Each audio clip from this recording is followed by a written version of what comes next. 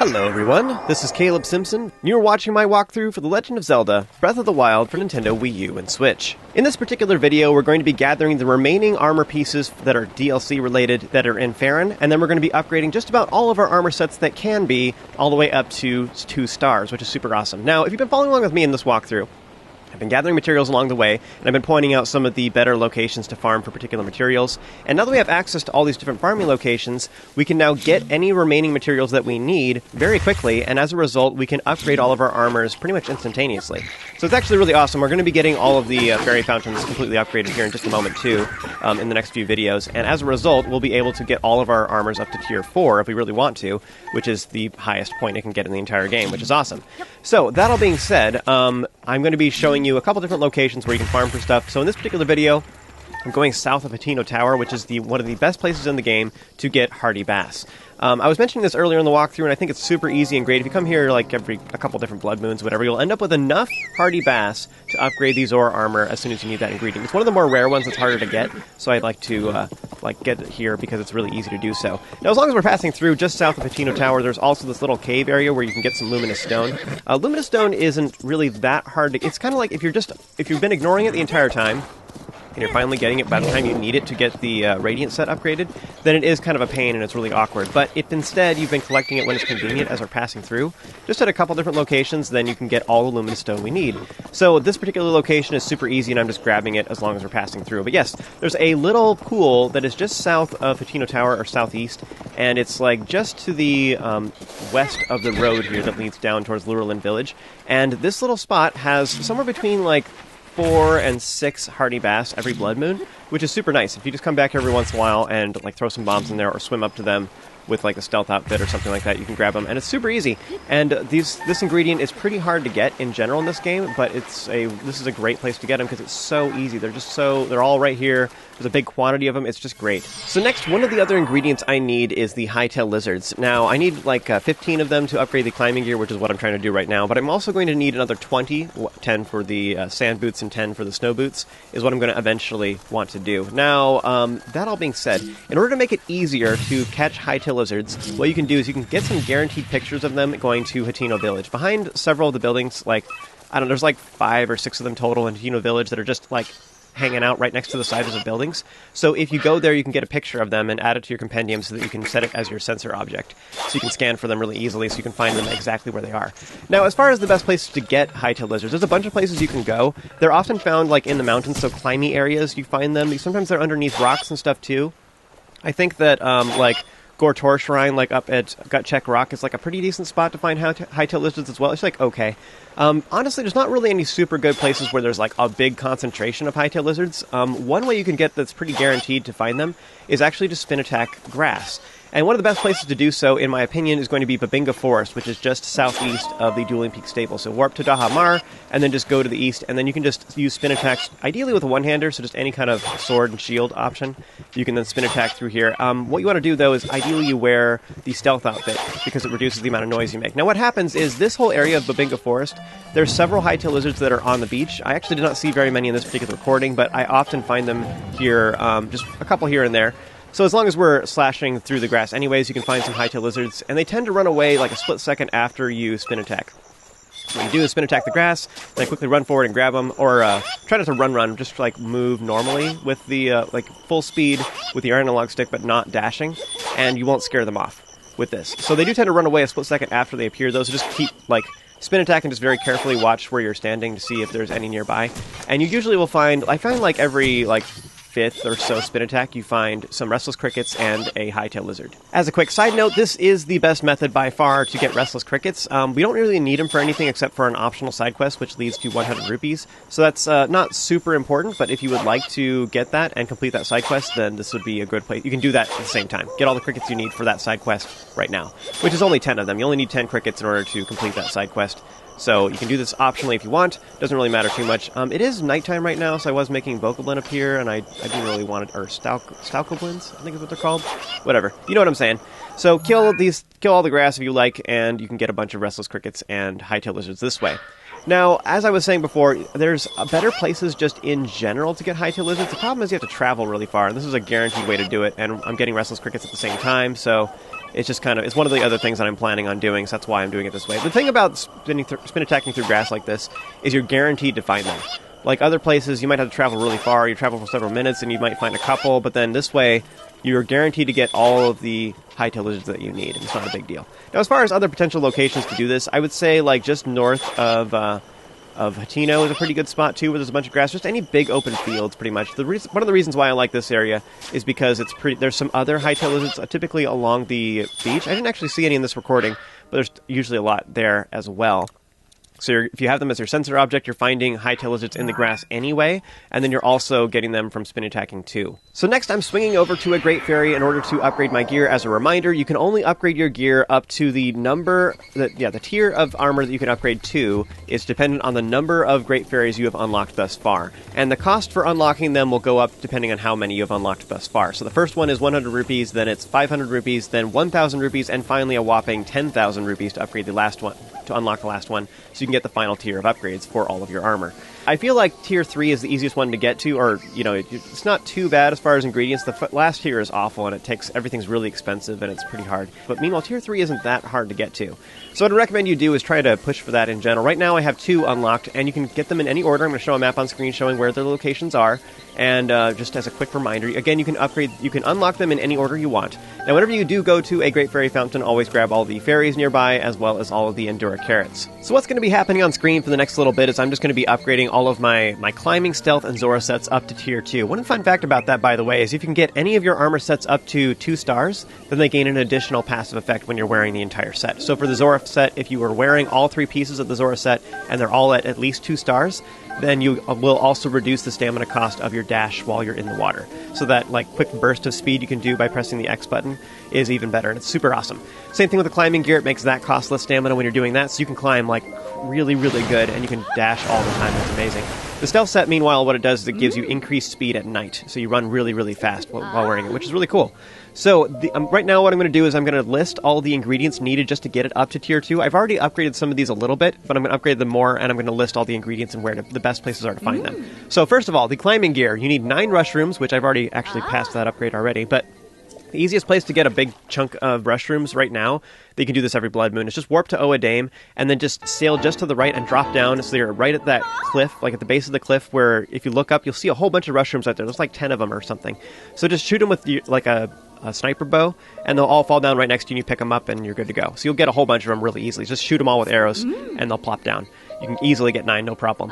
Now, next, keys wings. Keys can be found everywhere. I don't have any particular advice for you. Like, one place off the top of my head, I think those flocks or flights of bats, I think is the best way to call that. Flights of bats. Those are the easiest ways to get a bunch of keys wings.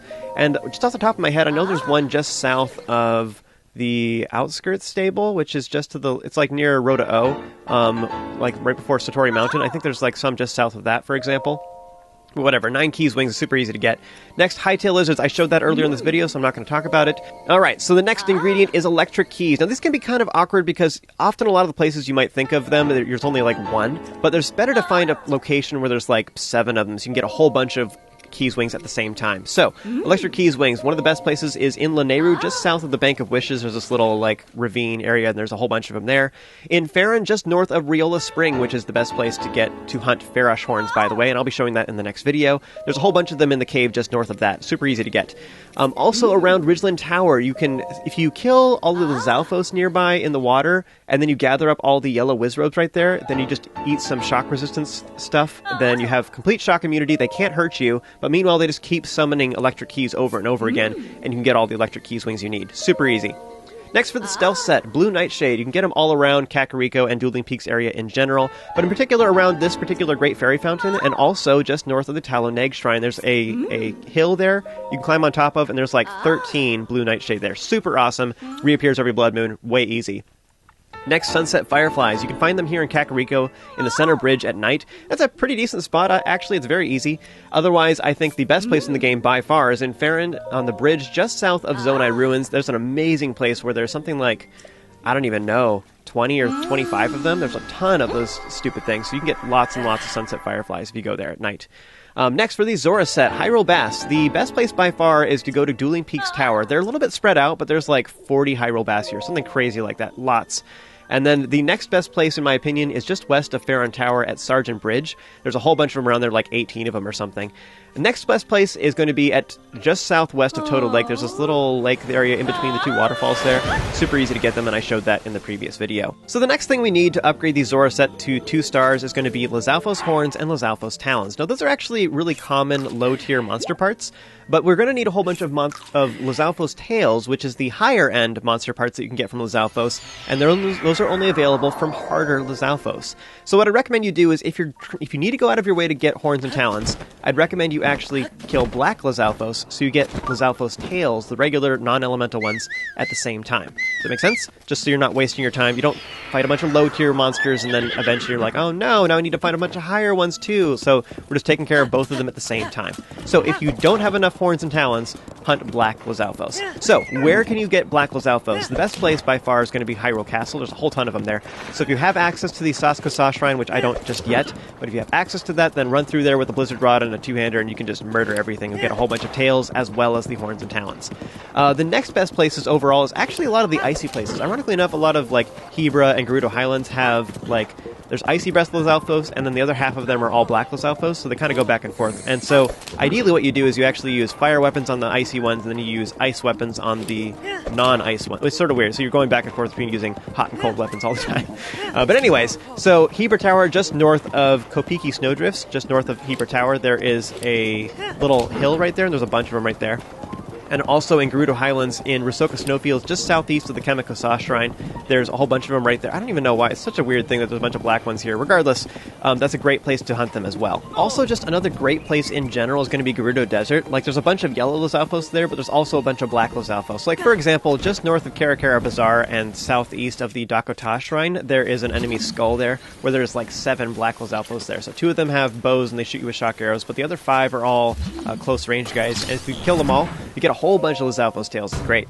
So next, we're heading to Faron to collect some of the remaining armor that I haven't collected yet. So, to start out with, if you go to the Ya-Rin Shrine at Lurelin Village and work your way west, once you get to Abara Forest, right there at the corner, right before the road turns and it goes onto Floria Bridge, you can then grab a hidden chest with Magnesis that is just behind one of the pillars here that contains the Phantom Ganon Greaves. Now, this particular one is DLC only. However, this next one I'm going to be grabbing is it's a shrine quest that is part of the regular base game that will lead to some really good armor. So, that's all cool. So next what I'm doing is I'm climbing up and working my way towards Kalora Lake. Now you can get some Hyrule Bass along the way if you still need some for the Zora set.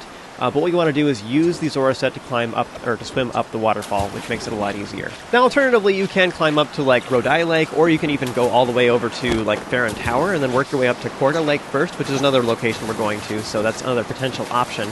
And you can even go from Korda Lake up to Riola Spring, and then from Riola Spring you can sail south. Another thing you can do, too, is you can go to Dueling Peaks, and there's some shrines up there you can warp to, and then just, like, work your way south along the mountain, go up, like, Mount Floria, and then you can just sail south to Kalora Lake, and that would work as well. It's like a little bit excessive, but it is fairly easy to do so. But just so you know, this entire area of Kalora Lake is going to have a whole bunch of thunderstorms going on, and so there's going to be lightning here the entire time, which can zap you, and that's awful, so you're probably going to have to unequip all of your metal stuff in order to not die here. But there's always a thunderstorm here until you complete the shrine quest. So our goal here is to complete the nearby shrine quest. Now, this shrine quest is initiated by speaking with Cass, the birdo over here on the east side of Kalora Lake, and speaking with him is entirely optional throughout the entire game. You'll find this guy just in various locations, and he always will play you a little song, which gives you a clue about how to complete the nearby shrine quest. But yes, again, if you know the solution already, you don't have to speak with Cass at all. This is just to get the quest added to your journal so that you remember that you still needed to do it, and it gives you hints about what you need to do. Now, this particular song is called the Song of Storms, which is clever, and because it's a reference to previous games. But anyways, this song will tell you that in order to access the shrine, the hero needs to call down lightning near the nearby mound. So, what you want to do is you may have noticed that whenever you're in a thunderstorm like this, that you make like static electricity or whatever, and then a lightning bolt will come hit you after a while if you are currently wearing any metal on your person. This includes the soldier set, as well as any metal weapons, bows, or shields that you currently have equipped. So you need to unequip all those things in order to not die when you're out here in a thunderstorm. Now, what you might not have noticed, though, is that the fact that the same thing happens with enemies. So if an enemy is running around during a thunderstorm and they have a metal weapon, they will die. And likewise, if a sword is just on the ground, it can also get struck with lightning. And you want to attract the lightning and make it hit this shrine. So this mound is clearly in the shape of a shrine, so it's pretty suspicious. So what you want to do is you want to get on top of it or in front of it and place a metal weapon ideally on the ground. So either a bow, a shield, a sword, whatever you have that's disposable that you don't care about. Whatever the lowest damage thing is, that's what I'd recommend. You can also do multiple to guarantee that. I think it makes it go a little bit faster, I'm not sure. What ended up happening in this recording is I ran away, and then it didn't happen for a while, so I got suspicious. I was like, is this even happening? Did I do something wrong? Did I place it in the wrong spot? Do I need to be in front of it instead? And so I ran forward, and that's when lightning struck it. So I was scared as this was happening. Once you have successfully caused mass destruction, you can run forward and enter the Qukah Nata shrine. Also, just so you know, the sword will, or whatever you used, will be struck, but it will land somewhere nearby, so you can pick it back up if you want to. Usually I find that I have like at least one item that's not super great in my inventory anyways, so I don't really care. Inside, this one, because we already completed the shrine quest, there's nothing we really need to do. This is just a blessing. So the Qukah Nata shrine will then give you the rubber tights. Isn't that just called waders? Regardless, this is a really awesome piece of equipment that will give you shock resistance. Again, if you have level 3 shock resistance, you completely nullify any shock damage at all, which is amazing. Something I haven't done too much in this walkthrough is use pins. I mean, I've been using pins as far as marking farming locations and stuff, but I haven't been using the colored pins too much. I'm going to try and do that a little bit more moving forward, but this area in particular, there's several of them that are a little bit far away. So what I'm doing is I'm placing a pin at Sergeant Bridge, just behind the waterfall of Riola Spring, because there's a shrine there, and then just below the waterfall of Qukah Lake. Well, there's 2 waterfalls, I guess. The southern waterfall, there's one of the DLC items there as well. So the next closest one is going to be just below Riola Spring. So what you want to do is go to the waterfall right south of Riola Spring, and if you go to the very bottom of the waterfall, then there's a little path that's just on the right side of the waterfall when you're facing towards it, and it has a cave that leads right behind it.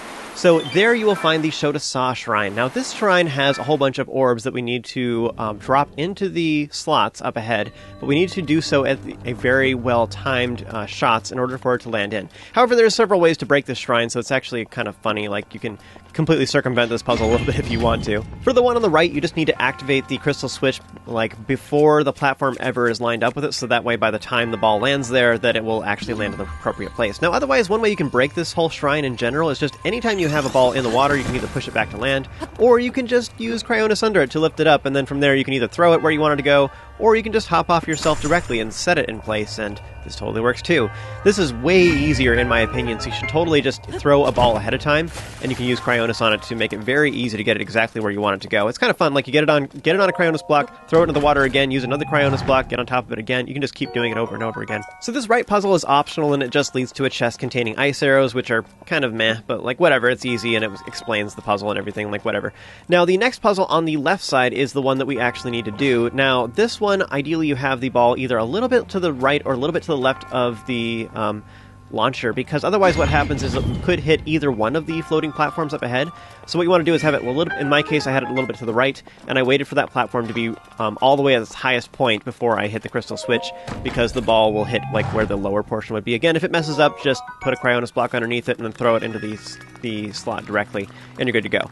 Once you have successfully completed this particular puzzle, then it will cause a different launcher to launch the second chest. This one has a small key, which is the one we need to open the door. And that's actually all we had to do in this particular shrine. Pretty easy. Again, I think this one's nice and fun. I would say overall that I definitely like the Cryonis method. It's pretty humorous to do so. Now, just so you know, in a lot of these rivers here in Faron, there are a bunch of wooden chests that are kind of floating in the water. They're floating really slowly, just going downstream and stuff, but they will reset their positions if the area resets. So if you enter a shrine, or you warp here again, or you save and load, or you change the time of day or whatever, then the chests will reappear back where they belong. You can only get each one of these chests once. Now, one of them nearby has an opal. It's not like super valuable or anything, but it's a little more valuable than some of the other things. Eventually, for the Zora set, we're going to need a whole bunch of opals, so I wanted to get as many of those as I can, so that's why I did that. And along the way, I did accidentally get a Korok seed. Don't you hate it when that happens? So I just stepped on the switch below. I was actually trying to go up the waterfall just to get some height. I wasn't really trying to activate the Korok. It just kind of worked out that way. But, oh well. I'm not worried about Koroks right now, but continuing on towards the west, I like to use the waterfalls to get height, because I can sail through this whole area super easy. It makes like traversing here just so much nicer. Getting the Zora outfit makes going through Faron just so much nicer. Now, just below the waterfall of Qukah Lake, there is a chest that has the next piece of DLC armor. However, as long as we're here, I'm going to also grab the chest that's below the waterfall, just below that, because it contains a purple rupee, which is worth 50. Those are kind of meh. They're not really super worth it, but we're in the area and it's super easy to get, so I figured why not. So I'm going to go ahead and grab that real quick. This is more optional.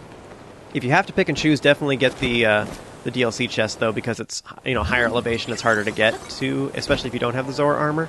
but that would be my recommendation. Now, if you don't have access to the Zora armor, I mean, that's why I stalled for this point. It's just going up waterfalls for this makes it so much easier. It is so nice being able to do that. But anyways, you don't have to have it. You can always just climb through here instead. We have enough stamina and stamina dishes that we can climb pretty well. One comment to make about that is, Faron, it tends to rain often, and just so you know, it tends to rain more often at higher elevations, but not always, though, too. So it's pretty easy, actually, to just change the time of day real quick. You can go underneath an overhang, or go to, like, the tower, for example, and then use a campfire there to change the time of day until the weather is something more agreeable to you. One comment to make about that, though, is one of the reasons why I started my whole Faron excursion by going to Kalora Lake first is because that shrine quest guarantees that around that area is always going to be a thunderstorm until you complete it. So by getting that out of the way right away, I mean, just struggle through it, climb up there, whatever you got to do. Once you complete that shrine quest, it stops most of the rain in Faron and makes it a lot easier to maneuver through here. So next I'm warping to the Shai Uda Shrine over here at Lakeside Stable, and I'm working my way over west to get to Sargent Bridge. Now that is also the last piece of the Phantom Ganon set, which is, in my opinion, one of the best armor sets in the entire game. It's particularly good if you're not planning on upgrading any of your other armors at the Fairy Fountains. If you're just going to use some basic armor and just roll with it, it's one of the best ones in the game. It has the stealth bonus, which is actually way more powerful than I thought. So it makes you a lot quieter, so you can hunt for stuff, whether that be bugs or fish and stuff, or enemies, because they can't hear you. You can sneak up on them and attack them, or sneak past them. It's just very versatile. It has decent armor on it. It's just good. Now, also, if you wear the entire set, you also get the bone damage up buff, which is what you want the Radiant set for, which is super awesome. That's a really good buff. What it does is it increases bone damage of bone weapons by 80%. Now, this is very useful in particular with Dragonbone Moblin Clubs, which you can use to sneak strike enemies and do massive damage to them, because it increases that damage from 45 all the way up to 81, which is huge. And then it stacks with the damage buff too, so you can have that as well, which makes it do even more damage. It's just really, really good. So again, I'd say in particular, if you're going to play through Breath of the Wild and you're like not planning on getting all the armors and you're just trying to like really quickly go to Ganon or whatever you want to do, and you're trying to do more of a minimalist run or whatever, it's a really like solid set to grab because it just has so many benefits to it. The stealth is awesome, and it's like way more useful than I thought it was on previous playthroughs. It's really good. But yeah, that's the end of this video. Join me for the next one, and I will show you how to farm for dragon parts, because now that we have access to the Shodah Shrine, we're going to make tons of money. We're going to upgrade all of my armor to tier 3. We're going to get a whole bunch of really good stuff. It'll be awesome. So join me for that video. If you enjoyed this one, be sure to throw a like on it and subscribe for more content just like this. As always, you guys are awesome. You have an amazing day, and I'll see you next time.